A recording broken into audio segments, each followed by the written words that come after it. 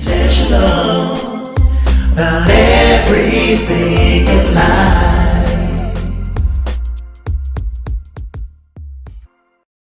Well.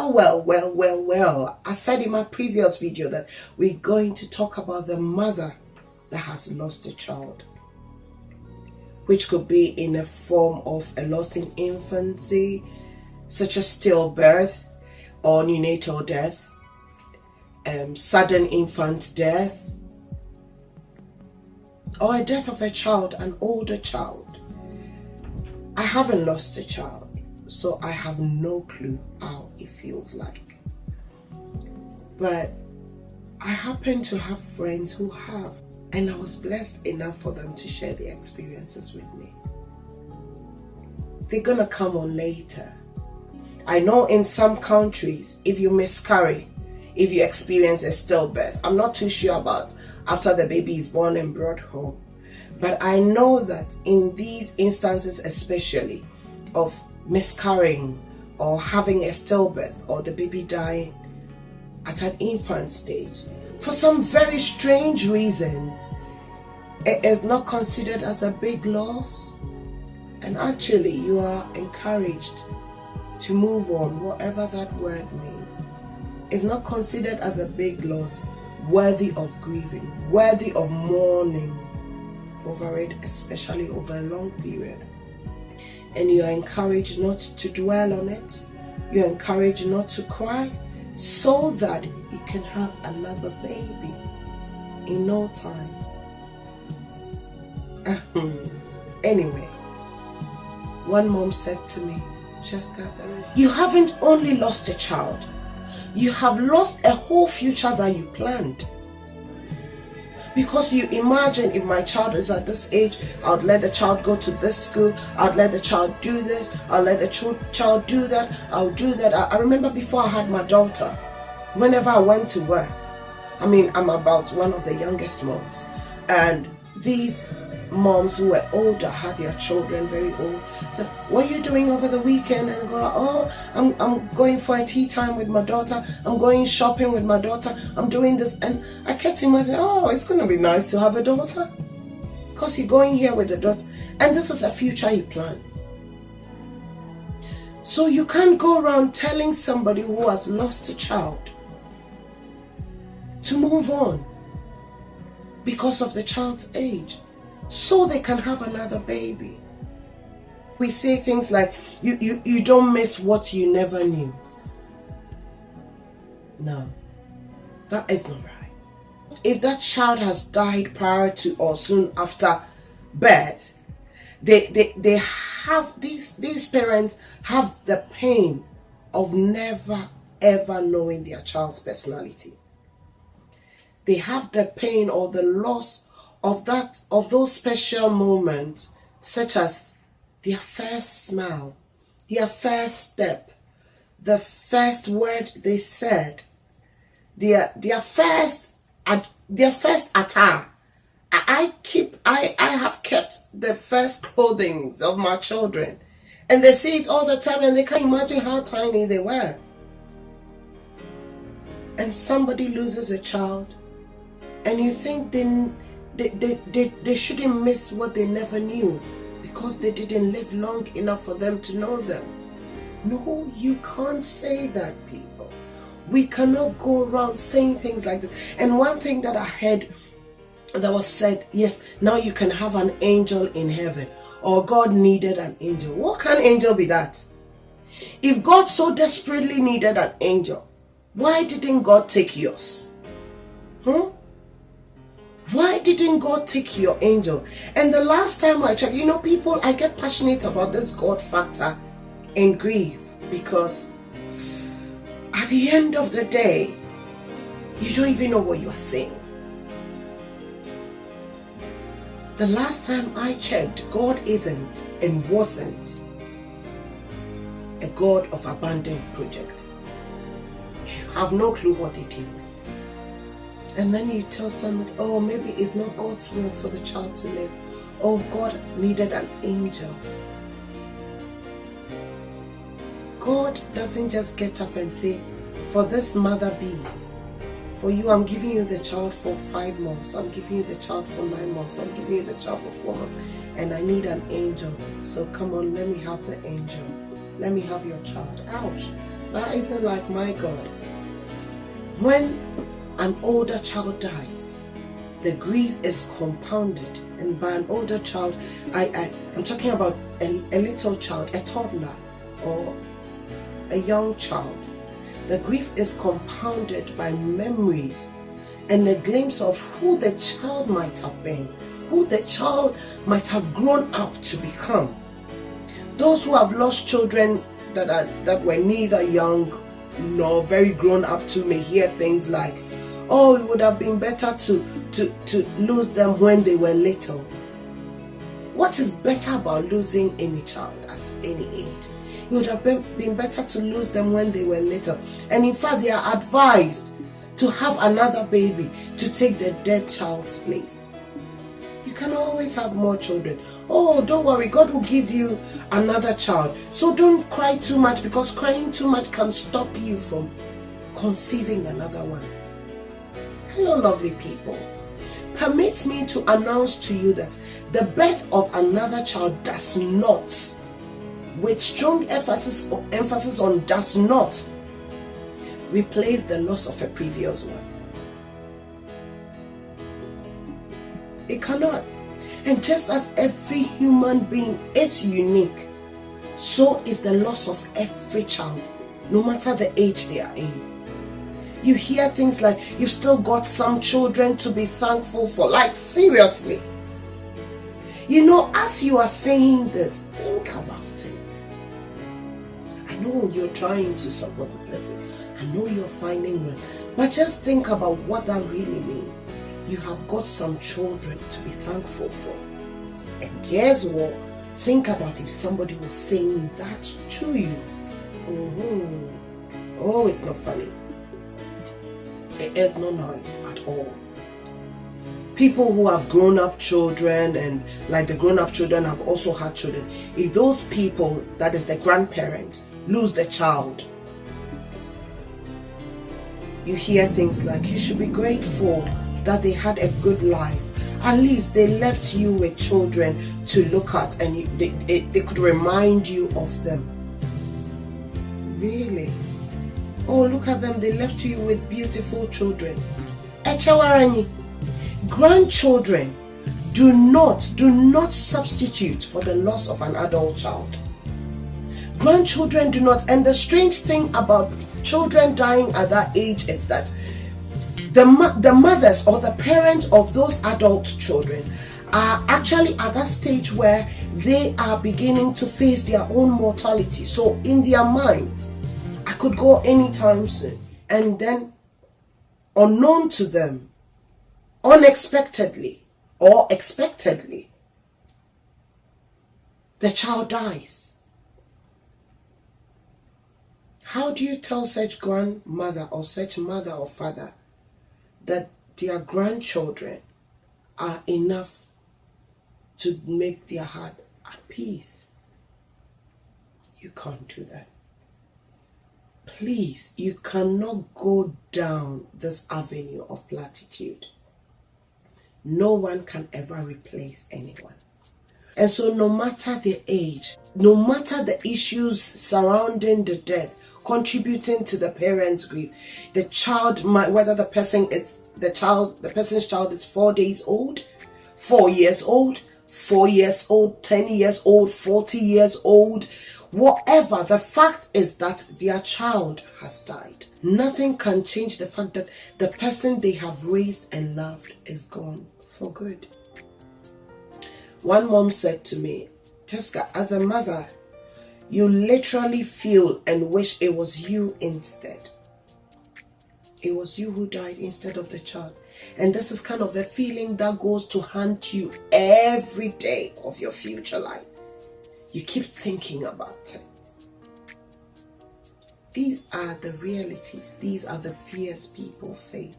You see, your heart is so in the right place. You meant well. I don't even think there is anybody on this earth that gets up to go and support somebody grieving a loss. And they decided, I'm just going to say anything I want and walk out there. Nobody does that. Telling you. Because as far as I'm concerned, everybody who goes to support somebody, their heart is in the right place. They meant well and they mean well. But just think about these statements wherever you are watching this video. Be intentional in your way of thinking right now. Take a minute and intentionally ask yourself, how would I feel if I was in that situation and somebody said those same words to me? I think if you put yourself in that position, it will make sense to you. We can't do that to people who are grieving without giving a thought to what we are saying, without giving a thought to what it actually means. All because traditions, culture, religion has passed these statements to us. And so we are saying it. Your heart is in the right place, but what is coming out of your mouth is different. Because guess what? You didn't think through it. One thing I'm glad about this video is people actually said, Chesca, you know what? I didn't even realize I can actually go and not say anything. And for me, that is job done. That is job done, because if you are like me, you don't even, the next thing you know, the words have come out. And that is not, you know what I'm talking about. It's not a nice thing, you know. And so let's be intentional. What a bereaved parent wants the most at that time of grieving is to have their child back. Sadly, not you, not me. None of us can grant them that wish. None of us can do it. And I cannot stress this enough. If you ever feel you must say something, by all means. If you ever feel by all means you must voice a condolence, simply stating that you are sorry for their loss is enough. Pray them through. Pray them through. It's the only way they can get through. In these days of technology, you got text messages. Let them know, I am here. I'm here for you. It's very natural to struggle with finding the right words in times like these. What matters most is that you are genuinely concerned and you want to help. What matters most to them is that you mean what you are saying. The bereaved person will so much appreciate the sincere effort to be supportive. In fact, in this part of the world I live now, they kind of, I don't know if that's the right thing to say, but they kind of make that moment of loss a bit memorable for the parent. And the first and second time I witnessed it, I thought, that is a good thing. However little that baby is, when he or she was born, they kind of give you time and support you to grieve the child. They give you time with the child. They give you time, I don't know if they're giving you time to bond, but you get to have a good look at the child. You get to hold the baby for a while. You get to pass on the baby yourself, that yes, I know this baby is gone. And you hand the baby over. The baby is not it. They ask you, have you got a name? Yeah? And they call the child that is newly born by name. They say, Kojo. Oh, Kojo. And at that time, the baby is given a name. So it's all because the baby is also a human being. The child is a human being. And a proper burial is given. And I've witnessed a few where my own people, you know what I mean when I say my people were there, and then so you know, is it necessary? These are not good for you. It's not healthy. Why are you taking photos of the dead baby and blah blah blah? These things can affect you. They're already affected. Now we're gonna have to pray them through for God to grant them sanity and peace of mind. So no amount of holding the baby for a long time, no amount of giving the baby a proper burial, no amount of taking photos with that baby will make things any worse for them. So allow. Where I come from, these things are not done. But there is always a first time. Because from what I heard from the mothers who went through this, it went a long way to help them. So forget about what you think. You wanted to be there to support them. You went and they were holding their dead baby. They were taking photos. Save your opinions to yourself. It's not your matter. It's not your matter. Oh, it's not your matter.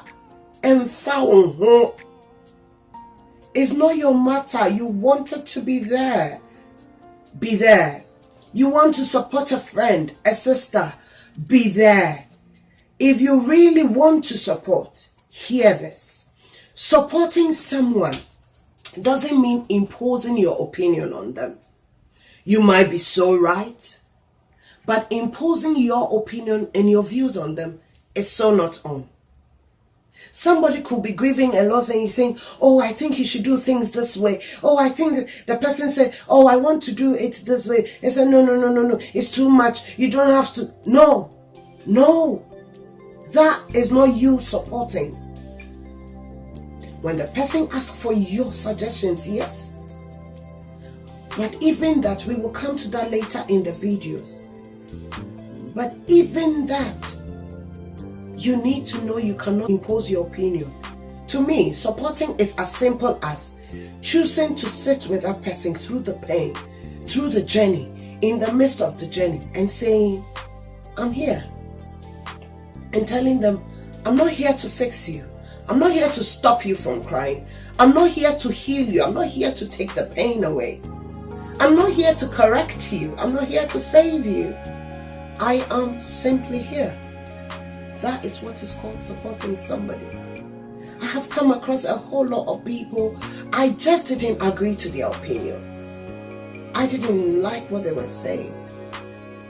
But I just kept quiet and prayed that God, let them see things this way. Your role is someone who cares. Your role is someone who listens. Your role is somebody who is there respecting the grieving parent.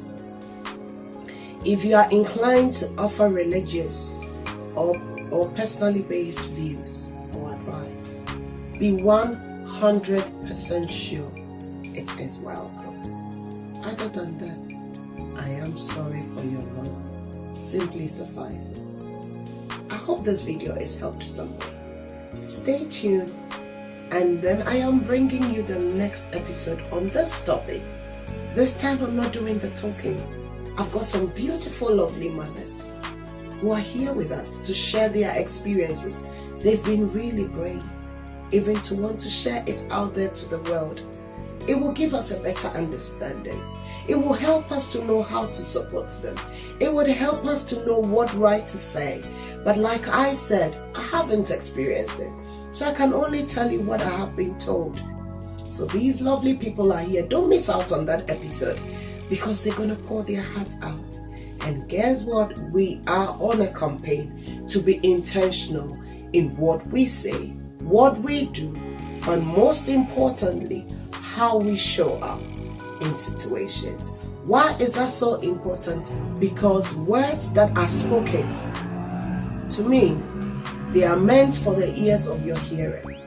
Once the words comes out of your mouth, it doesn't belong to you anymore. Have you ever been in a situation where you have said something you wish you didn't say?